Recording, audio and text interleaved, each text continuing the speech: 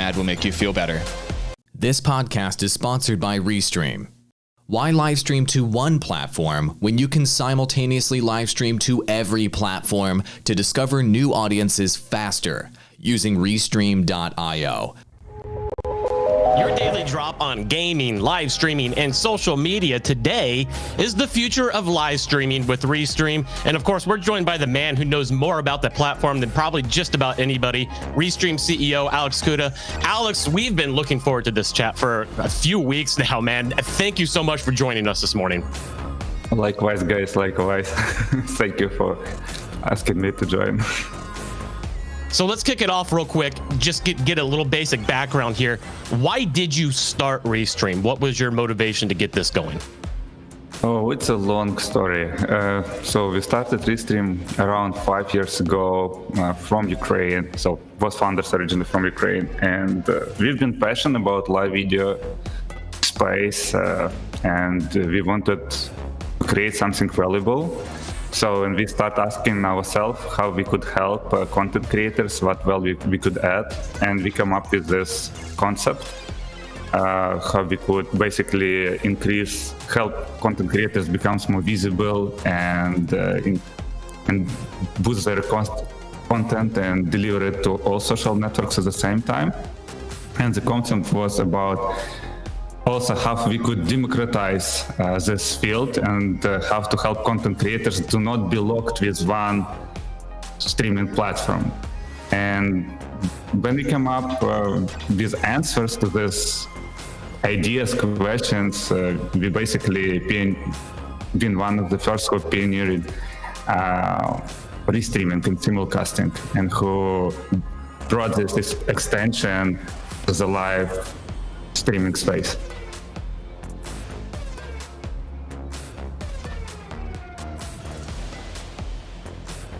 You okay there, Ross?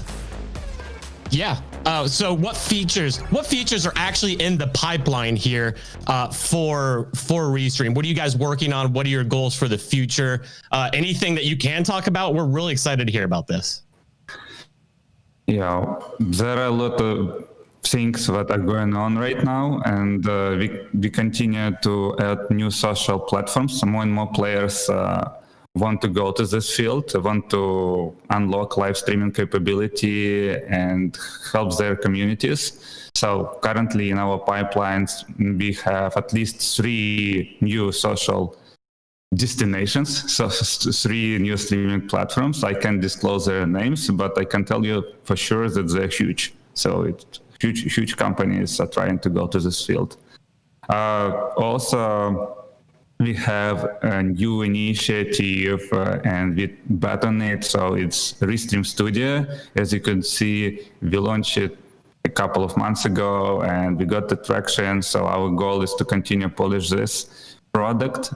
Basically, it gives you an ability to broadcast directly from browser without any additional plugins. Ooh. And you could do everything just from Restream dashboard, from Restream website.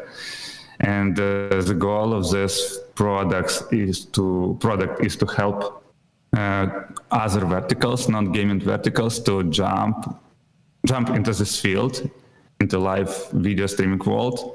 And we hope that our solution will help produce high quality content for all these guys.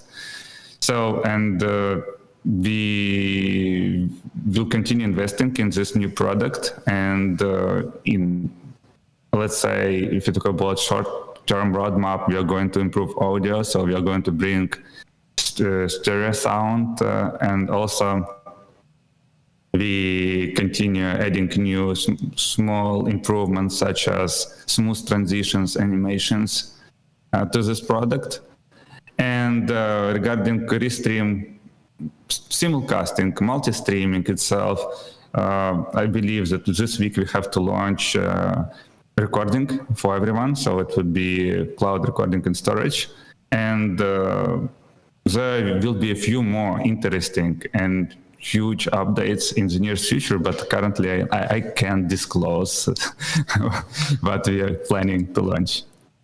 Let me ask you about Restream Studio a little bit. So obviously, I get contacted a lot by people who have no idea how OBS works, how to put together scenes, how to do transitions, how to do all of the graphics. And it's a whole nother skill set to be able to put those items together and to be able to go live with a quality broadcast.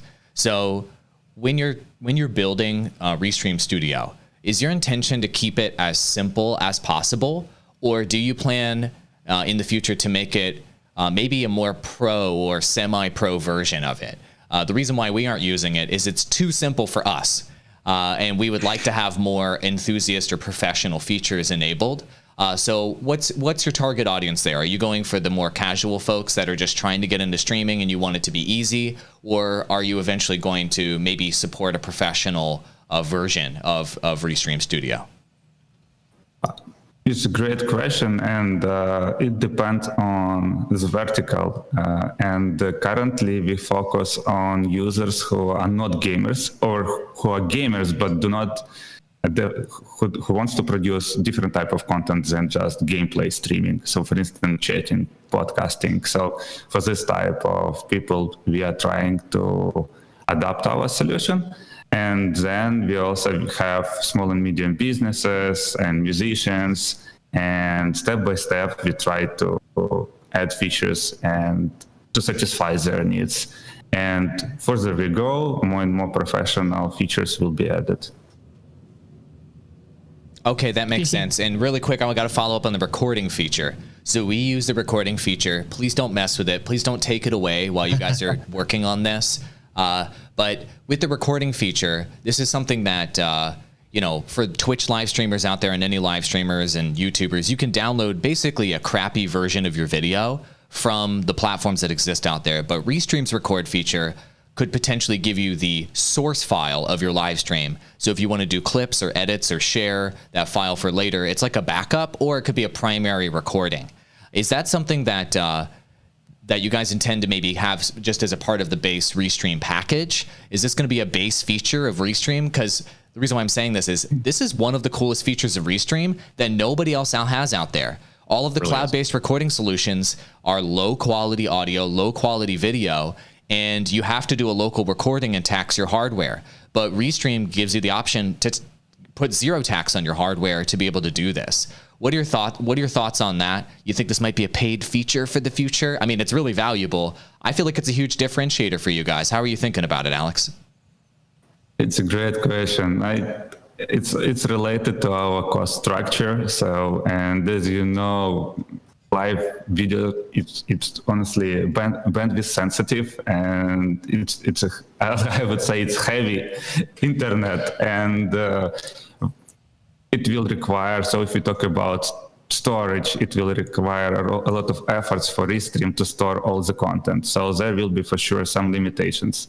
However, I believe we will have some basic version in the free tier, and probably limits will be related to the duration and to of the live stream, and also the duration, for how long we can store this content on our cloud.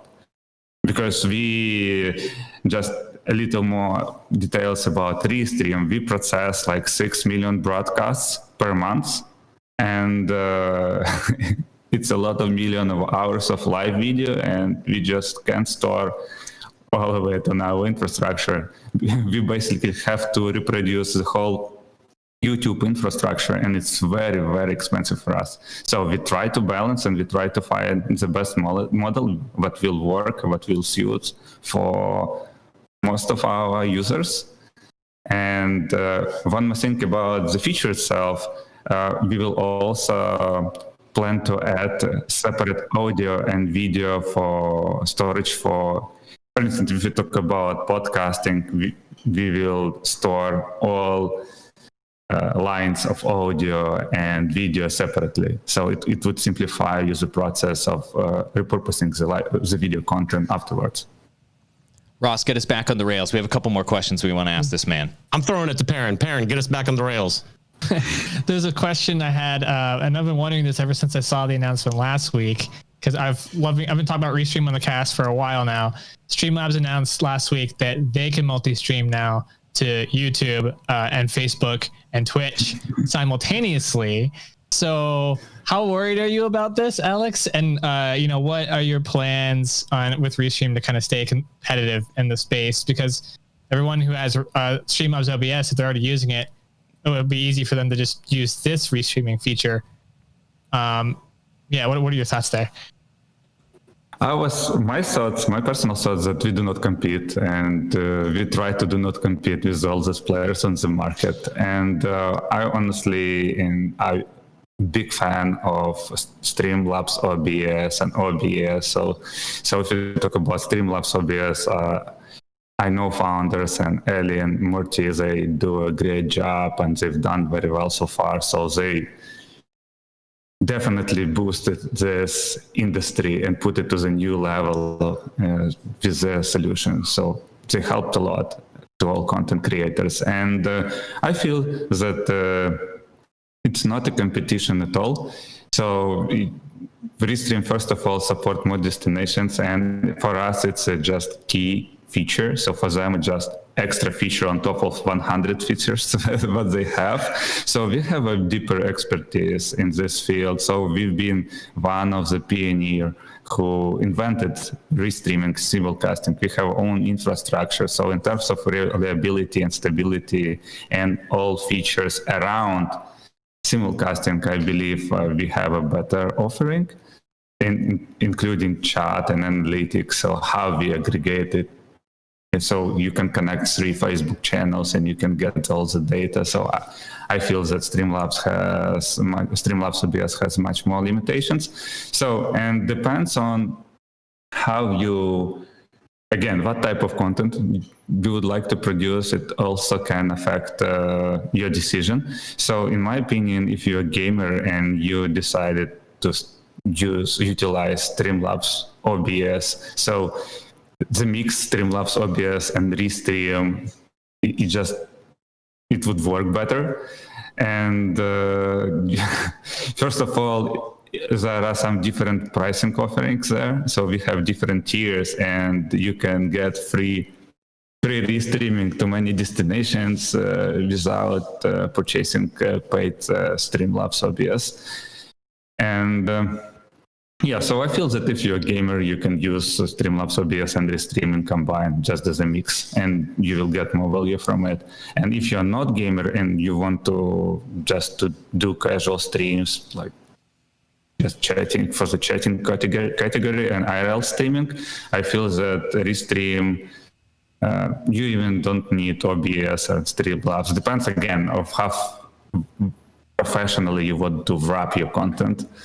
You could utilize Restream Studio and just without any extra solutions. Again, I just want to underline there are a lot of players who try to do simulcasting, but we just have much deeper expertise in this field, and I'm confident that we are doing very well, and we are the standard on the market, and we continue to improve this technology. So we have our own technology, and even huge companies like big corporations, they try to license it.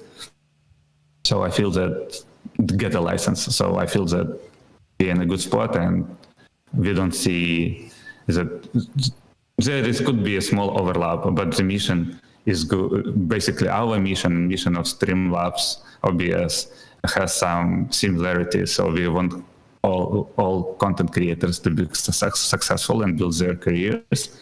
So I see in synergy. I don't see it's a problem.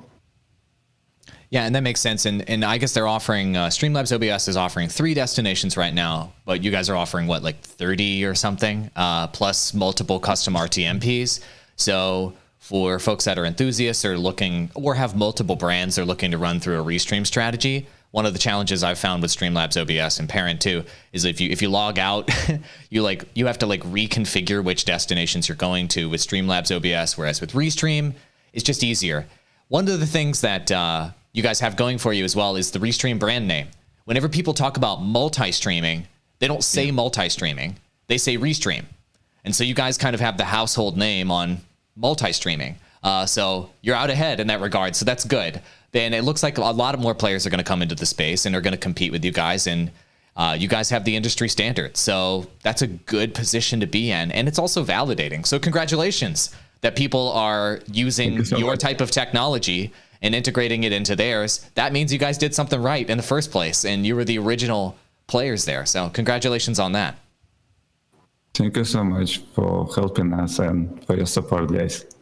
You got it. More questions, guys. So what do you see as the future of live streaming? Like a 5-year time period from right now to 5 years in the future, where do you see live streaming going? Yeah, we're going to hold you to this. If it's not accurate, we're playing this back in 5 years from now.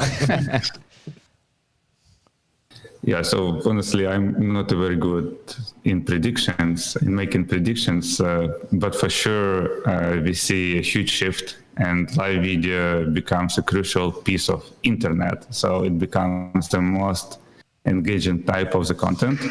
And because of the new reality, such as COVID, it also basically this circumstance also changed the trajectory, and more individuals and businesses start looking into this field and I feel that everyone will be using live video, and it would be a part of the marketing strategy for everyone. And the interesting thing that it's not about gaming only anymore. We see a lot of musicians, we see in our database big organizations such as World Health Organization, Red Cross. We see some companies such as Microsoft, LinkedIn, and Uber, and magazines, and media companies, production companies, and small and medium businesses, even MailChimp. So everyone start using live video, and I believe that today is the best time. It's never too late to start doing this, to start producing live video content.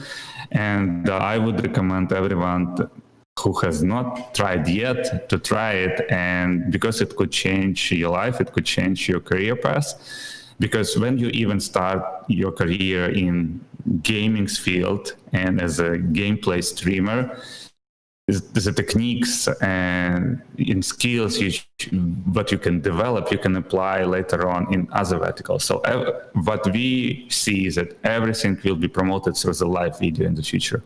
And you, as a casual and game streamer today, could be a professional influencers tomorrow, and in help tons of businesses with live video strategy, content live video strategy, marketing strategies.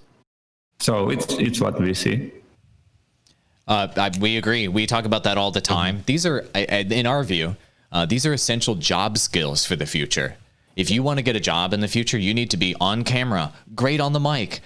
You need to have social media that's active, right? You need, like, people aren't going to take your paper resume and be like, all right, well, let's take a look at what college you went to and blah, blah, blah. In the future, they're going to look at your online profile, what content you're producing.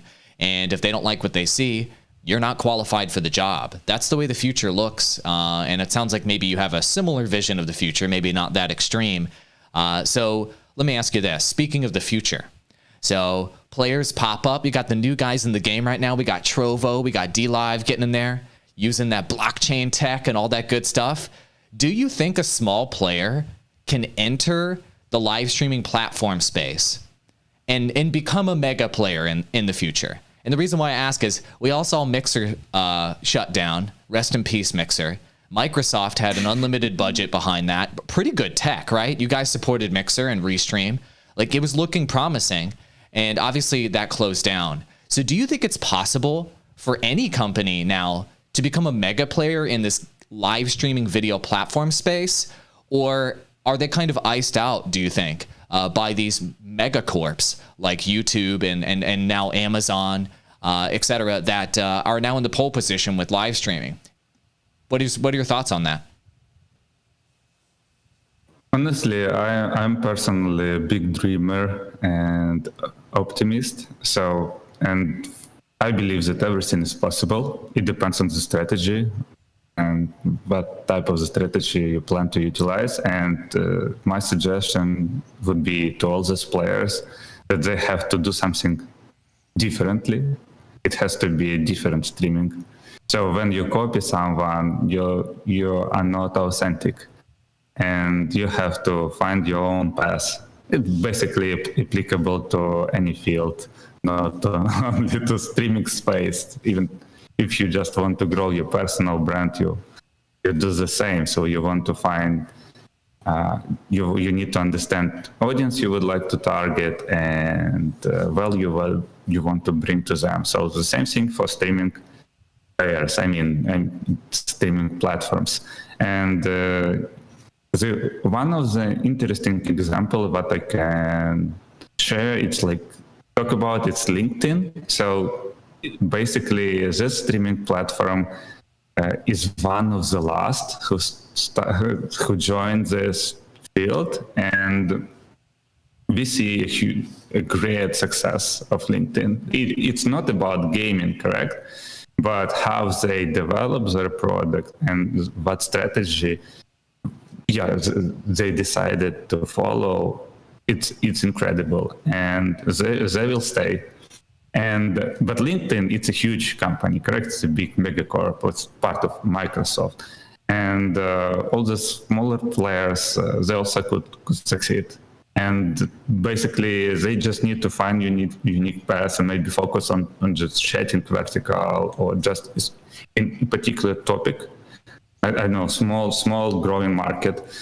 Twitch randomly found that gaming is appealing type of the content because it was easier to produce. So if you're a teacher, for instance, it's very hard for you to produce a high quality content. You have to be prepared and spend weeks before you can present it live. And when you're a game streamer, it's just a bit simpler. And when you broadcast the gameplay, game itself is always unique. So you can fail, you can win, and all these video effects, just always a beautiful picture. So, and it was a low border to jump into this field, and they discovered that people like it, and they became Twitch. And then Amazon acquired this team. So I feel that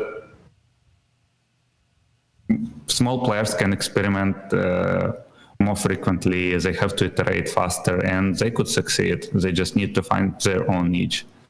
And maybe the specific genre, if you talk about gaming, or the format of live video streaming. So as you saw, there were some ideas about co-streaming, etc. So maybe there are some other ideas on the market, but nobody sees them today.